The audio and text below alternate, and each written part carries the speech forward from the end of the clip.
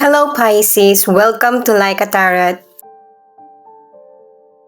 Ang reading natin ngayon ay aalamin natin yung situation mo, situation ng person mo, yung relationship at sa huli kukuha ko ng additional cards. Alamin muna natin yung situation mo. Angels and guides, please guide us. Ano ang reading para sa mga Pisces? May posibilidad na magkabaliktad ng sitwasyon. Kahit na ang tinutukoy ko ay ang card mo. Maybe person mo yung mabanggit ko. Ikaw na lang bahalang tumukoy. Metamorphosis. May sitwasyon na nangyayari sa iyo na magpapabago sa buhay mo. Merong pagbabagong patungkol sa emosyon, bagong simula, at saka growth. Patungkol kasi ito sa cycle ng buhay mo. Para sa mga bagong viewers, ang reading na ito ay timeless reading, general reading at guide po lamang. Hindi po magre-resonate sa lahat, kaya kunin mo lang yung akma sa sitwasyon mo at kung kailan mo napanood ang reading na ito, yon ang start ng 1 week reading para sa'yo. Ikaw na bahala magpalit kung si person mo ito o ikaw. Gamit ang tarot cards, alamin natin bakit ipinakita itong metamorphosis. King of Swords, the Temperance, 5 of Wands. Sa situation mo, pinapakita na ginagamit mo yung isip mo sa bawat sitwasyon kaysa sa nararamdaman. Nandun yung hangarin mo na maayos na masolusyonan yung sitwasyon na pinagdaraanan. Kailangan ng balanse at pasensya kasi kahit gaano man kaliit or kalaki, yung pinag-uusapan nyo nagiging problema. O nauuwi sa pagtatalo. Bukod sa mahirap ng kontrole ng sitwasyon, wala pang kooperasyon yung ibang kausap mo or person mo. Meron ka bang naging alagang hayop na namatay? Kasi isa siya sa nag-guide sa iyo sa journey ng buhay mo. Sa mga single, ang advice sa mga cards ay kung maghahanap ka ng makakarelasyon ay yung person na alam mong makakasundo mo. At saka ang ilan sa inyo, marami namang nagkakagusto sa inyo eh. Kahit na mawala man yung isa, meron namang papalit na kikilalanin ka. Yung ibang single nga, sabay pa na nagpaparamdam ng interest yung ibang potential person. Ang ilan sa inyo, sa relationship, mataas yung standards ng person mo sa relasyon. Pero nakakaya mo naman ito. At saka nare-resolbahan mo agad yung problems na dumarating sa relasyon nyo. Pero may mga magkarelasyon talaga na nag-iiringan. Yun yung nagiging communication nyo. At ito yung isa sa baguhin ba, yung paraan ng pakikipag-communicate. Hanggat maaari, pareho niyong i-control ang temper. Dalawang cards na kasi yung nagsasabi na kailangan na mag-progress at mag-move forward ano man yung problem na kinakaharap sa relasyon. Ito yung card ng person mo. Resilience o katatagan. Maraming pinaplano yung person mo. Merong magandang balita or swerte na darating sa kanya. Maraming gustong makamit yung person mo pero hindi pang sariling kapakanan lang. Nagtitiis siya sa trabaho niya at saka sa love na gusto niyang magtagal. 5 of Cups, 5 of Pentacles, Three of Cups. Sa mga cards ng person mo, pinapakita niya na meron kayong mga issue na kinakaharap, lalo na siya patungkol sa financial. Nakakaramdam siya ng pressure. Naiisip niya na mali yung diskarte niya kaya nagkakaroon ng problema. At tama naman yung nasa isip niya na dapat niya nang palitan yung pananaw niya para makasabay sa takbo ng buhay. At saka nakadalawang warning na yung person mo eh. Ikaw isa lang naman na may mga kaguluhan pang darating. May posibilidad na hindi pa ito nangyayari. Pero dumating man ito, pansamantala lang. Kaya pala sinasabi sa mga cards mo na kailangan ng balanse at pasensya kasi kailangan mong unawain yung person mo. Problematic itong person mo eh. Kaya kung alam mo na yung person mo, yung pag-uusap nyo ay magiging pagtatalo, dumistansya ka.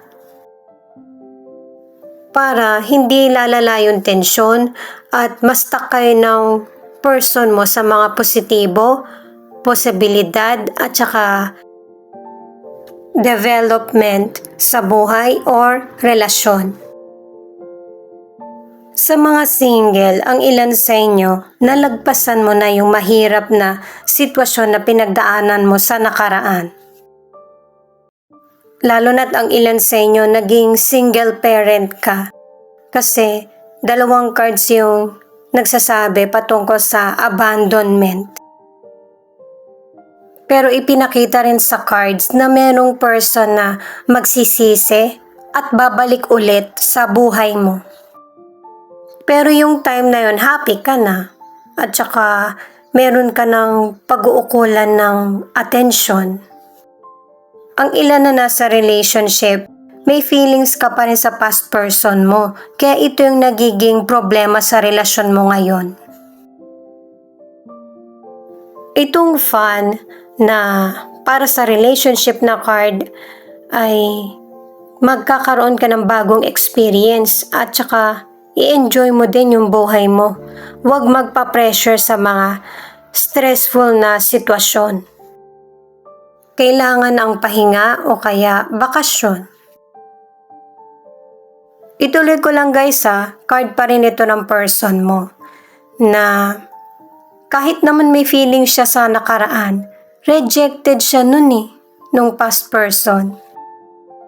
At kung may problem ka man sa buhay mo, hindi naman yung ibang tao ang nagdesisyon nun kundi ikaw. At saka nag-isip. Kaya wag mo ilagay sa alanganin yung sarili mo. Kung ano yung ipinaramdam mo sa person mo, mararamdaman mo. Ini-interpret ko lang sa inyo yung mga cards, pero pwede pa yan mabago. Depende sa kung ano yung mga gagawin mong aksyon. The Devil, the Strength, Knight of Pentacles. Sa career, ang advice ng mga cards ay mag-ingat sa mga taong pinagkakatiwalaan. At saka ang ilan sa inyo hindi maganda yung estado sa career. Nagtsatsaga ka lang sa trabaho mo. At pinapalakas ng cards ang loob mo na kung ano yung mga pinaniniwalaan mo na positibo, yun yung mangyayari. Lalo na't ang laki ng potential mo pagdating sa career. Kaya nasabi yun ng mga cards kasi focus, committed, at saka achiever ka sa mga long-term na ambisyon mo sa buhay at career. Sa financial, 3 cards na ito ang nagsasabi na kailangan ng pagkontrol. Ma-achieve mo yung long-term goal mo sa financial, pero mag-ingat ka sa mga biglaang decisions mo kasi yan yung makakasira. Ang advice ng mga cards para sa health ay kailangan ng pahinga, matulog ng sapat at saka kumain ka kung ano yung nararapat sa kalusugan mo. kailangan din ng exercise kasi pareho yung sinasabi ng mga cards para sa ikakabuti mo. Single ka man or nasa relationship, yung person na makikilala mo or karelasyon ay cheater, abusive, at saka meron siyang ugali na may hirapan kang pakisamahan. Ang ilan sa inyo may mental health problem yung person mo kaya nagkakaroon ng problema ang relasyon. Sa mga single, huwag ka mag-alala kasi dalawang cards yung nagsasabi na meron ka pang mamimit na potential person na may pagkamakulit pero stable siya at committed sa relasyon. Sa mga nasa relationship, dalawang cards yung nagsasabi na swerte yung person mo kasi nakatagpo siya ng katulad mo na supportive, mapagmahal, at saka mapangunawa. Kahit nagkakaroon ng problema ang relasyon ay nagpapatuloy pa rin kayo ng person mo.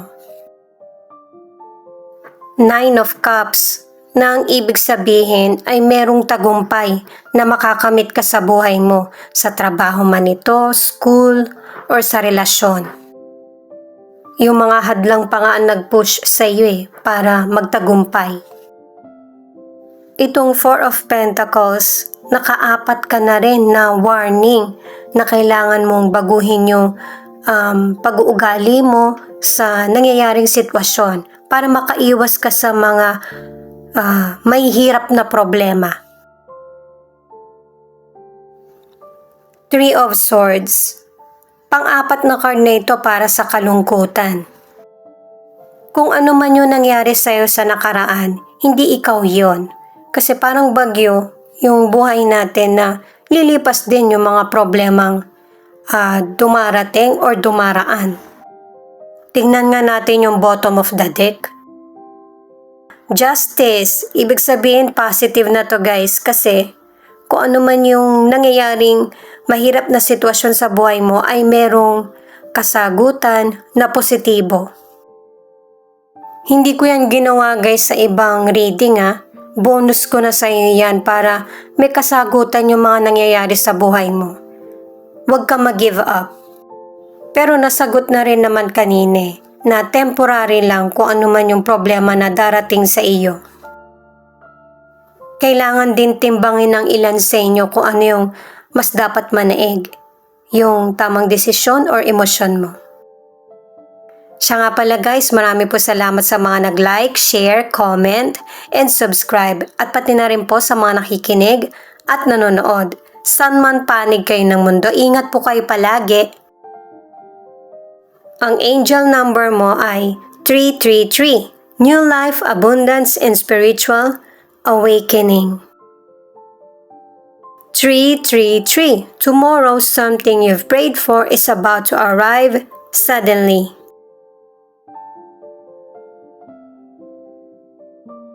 81. The number is revealing the onset of harvesting time. Work hard towards your wealth because real success begins with you.